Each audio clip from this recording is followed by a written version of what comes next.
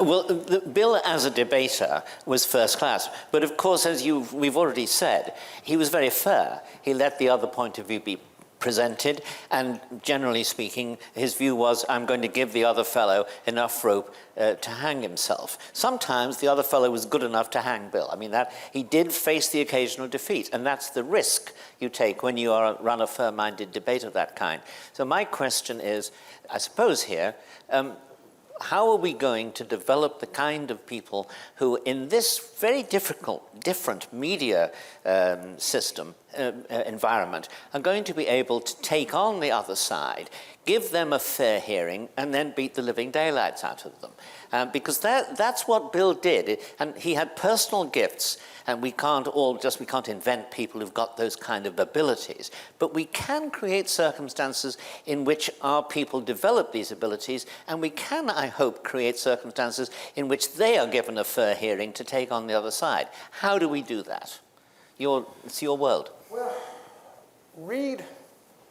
Bill's brother Reed would have answered by stating his cardinal rule that you never debate someone you can't respect.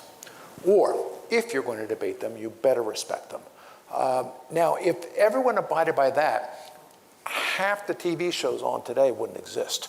But if everybody had to, who was on television, abide by that, I think you would have a much more serious conversation taking place in the United States. Now, there is that rule of debating that Bill talked about in Firing Line, which is my favorite book. And I don't remember the rule, but it says that the further apart two thoughts, the less enjoyable the debate it is. Ergo, you have a Panama Canal debate between Reagan and Buckley, and that's the best kind of debate.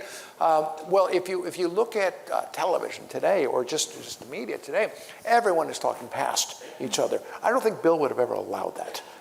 Except for the one time that he was on Firing Line, and he wrote in the book about the time that he was interviewing that junta leader from South America who wouldn't answer any questions at all for the whole Firing Line interview. But he did believe in the idea of engagement. Now, he also believed that debating was a form of war. And I think that it took many, many years for his adversaries to understand what he was doing, and there was nothing personal to what he was doing. And it took about 40 years for many of them to realize he's actually a very nice guy. But they sure didn't think that at first.